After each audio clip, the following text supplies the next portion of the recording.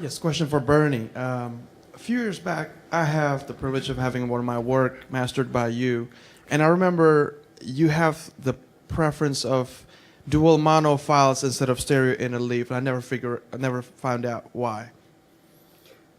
Well, our playback unit for files, when we get files in, is a Pro Tools system, and Pro Tools only works in mono tracks.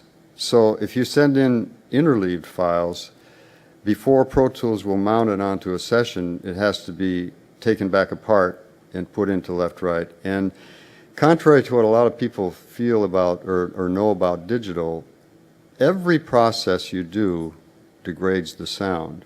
So we would prefer, in fact, we'd prefer the actual original hard disk, because even if you make a clone of that hard disk, the quality is not as good. I know it's the same ones and zeros, but they aren't maybe spaced as well. You know, there's jitter in there, there are all these other problems. I mean, there are more problems to digital than just transferring over the same ones and zeros. And of course, I think people know that, I mean, even though digital is a good storage medium, any manipulation you do to a digital signal, you'll hear degradation. You change the level 1/10 of a dB and you'll hear the difference. So it's something to keep in mind, because we're all working with digital now, and that is the least, usually less is more. So if you don't need to do something or have this in or that plug-in in or this in the circuit, you probably come out with a better, cleaner, more present sound.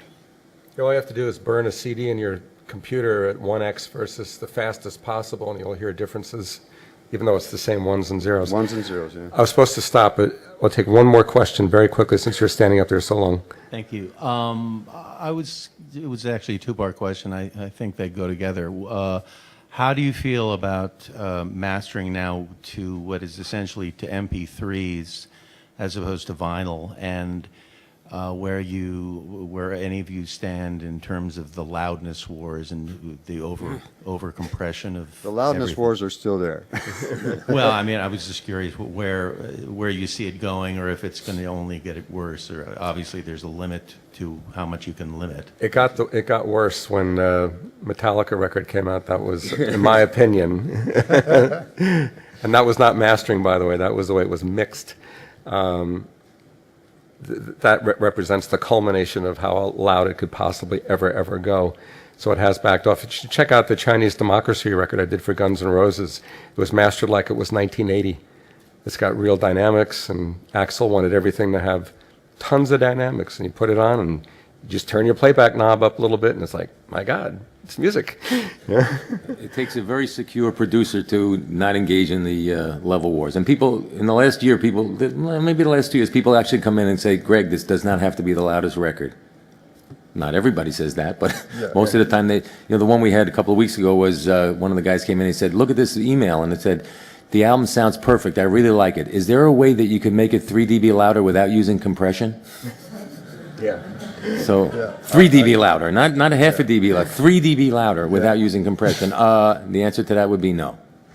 Yeah, well, I can't tell you how often it's happened to me where a client will come in, I'll put it up, and I'll say, hey, man, this is a great sounding recording, and it has actually good apparent level. We don't really need to slam this thing. We don't really need to make, oh, yes, no, we want it really clean. We want it pure. We want it really natural. We want it like basically what we came out of the studio with, and they're very idealistic. So you make them a reference disc. They go home, and the next day you get a call. How come mine isn't as loud as so-and-so's? All of a sudden, that competitive thing starts to build in, and now they're comparing that sobering part. They're comparing it to other people's product, and they get scared. They think that maybe that level is what's going to make the difference. And I still don't believe it is level that's going to make the difference. In fact, some of these recordings that are really pushed to the limit, really extreme compression and processing, are impressive when you first put them on, but you don't want to spend any time listening to them, or you don't want to put them on again. You listen to 1 or 2 tunes and you're worn out. You know, you're like stressed out. So, and unfortunately, the record companies, that's the way they do things. That's the way they evaluate things. The record company just throws it on, and it just hears 20 seconds or 30 seconds. And if it doesn't jump out at them, they think there's something wrong. And so we end up making these recordings that musically aren't as good as they could be. It's been this way for the 43 years I've been in the business. It's Same way with always vinyl. been this, Yep. even with vinyl. As cartridges would get better and they'd play back the vinyl cleaner, they'd push the level up until it reached the distortion level again, or close to it. A musician said to me about a year ago, and it was the best thing, and I use it every single time. He said, because he had done a reference with somebody, and he came into me, he wasn't happy with it, and he called me back the next day. He said, the other CD was louder, but yours I can listen to loud. And it's exactly where it's at. If you have something with dynamics and put it on your ear, put headphones on, listen to it, you can really react to it. If something's like just pressed on your ears, it's like what Bernie says, man, you just can't, 2 or 3 songs in, you're done. You put on the news, you can't take it anymore.